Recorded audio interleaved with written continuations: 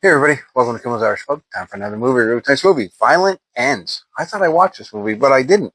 Billy Magnussen is in it. There's a lot of other good. Oh, Alexandria Shipp is in it, who I like. Nick Stoll is in it, and I think there's one other person that's in it that I actually recognize. It's only a 6.0 on IMDb, but for some reason I thought it was doing better. Yeah, only 409 people rated it so far. Let me tell you what it's about: a Southern revenge thriller of star-crossed lovers set against the backdrop of an Ozark Mountains. Ozark? You ever see Ozark? All right. Violent End chronicles the life of Lucas Frost, an honest man brought up in a crime family whose only legacy is violence. IFC movie. Um, so I don't know. I'm just learned of it today. This is one of those Friday movies that popped out. This and If I Had Legs, I Would Kick You came out today. So we're gonna check this one out, maybe the other one tomorrow. But I'm mildly intrigued to see this film. So I'm gonna tell you a lot more about it. But before I go and start watching this film, I have a quick request. If you see my reviews, I start putting the trailers, watching it from here to help. You know what I mean? I don't know if that helps at all. But let me know. I'd love feedback on it because it's a lot more time to put them in there, and sometimes they get copyright infringements, even though I don't have the sound on. So if it's useless, let me know, man. If you don't like it or if you enjoy it, I'd love to hear that. Just that piece. I already know what you think about me because you're here watching me. No, I'm just kidding. But anyway, that's it. Let me get into the movie. Thank you if you leave me feedback, and I'll let you know what I think. I'll be right back.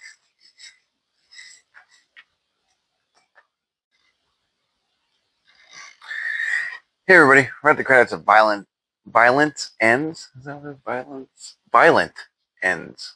Okay, sorry. I don't know what I said the first time, but Violent Ends. And I tell you what, this is a good one. I just want to check some of the names here. James Badge Dale is in it, who I like. I like him a lot. I think he's I don't think he's on a lot of people's radar, but how do I know what other people's radars are? I first recognized him from 24, and he's in this one. He's the bad guy. He's the guy we don't like in this one. Nick Stahl's in this. I don't know if I mentioned him as well at the beginning. I talked about Billy Magnussen. He's in this, and Alexandria Shipp. Right? I know I talked about them, but I wanted to make sure I brought up James Badgedale because I like him. And so the credits are rolling. I want to make sure his name out there. So it's good, and it has the chance to be great. I think. A lot of times I say I wish people would reach out to me and say, "Hey, watch this film. Let me know what you think, and then give me some notes, and we can make it better." Because I don't think I could do nearly anything that anybody could do, but I could say different things that maybe might lead us in a different direction that I think would make it a little bit better.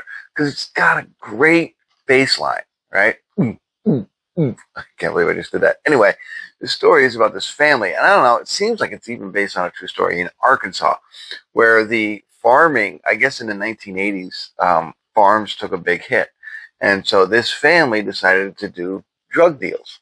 And then it gets split, right? And this is just all in the beginning, the words in the beginning. And it seems like there's three brothers. Two brothers do the cocaine side, and the other brother does the meth side, right?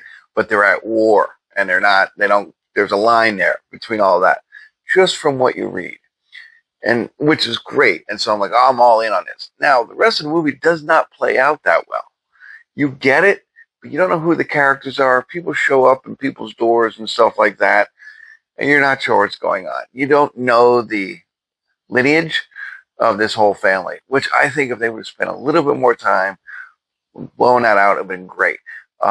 Billy and Nick Stahl play brothers, but they say they're half brothers. It's all about the Frost family. The whole Frost family is the one doing a drug trade in Arkansas, but they don't find Nick Stahl to be an actual Frost. You don't understand why. You don't get the whole, again, lineage behind this whole family, which I think would make it so much better if you could just do that. Again, a long film, not that long, I guess, hour and 50 minutes long. So, hour and 50 minutes long, there's got to be parts we can cut and move around. Okay? So there's that piece. We spend some more time on that. You like it. Billy, and he is with, what's her name? Alexandria Shipp. He goes on a revenge, right? So it's in the beginning. So spoiler alert, I don't know. she's the one who gets killed right in the beginning, and so he's kind of on a revenge plot. And his revenge plot is really half-cocked. And I'm going to say that a lot because this whole movie then is half-cocked. Like, I get it. You're going to be impulsive. You're going to run out. You're going to do something. Get it. But then there's going to be more opportunities for you to take down these bad guys. You take a little time and put some plan behind it. You know what I mean? Instead, it's like they're just running around crazy. And so that's another piece of it. I think if they could have done a little bit more and put that together. Even so much that, like, even James Badge Dale, who's the bad guy they're going after, he's on the wrong side of the tracks for the family. You know, he just shows up at like a cabin with like 2 pistols, you know, with these 2 other guys that are just terrible assassins. Assassin's not the right word, but they're like 2 other gunmen that are throughout the film.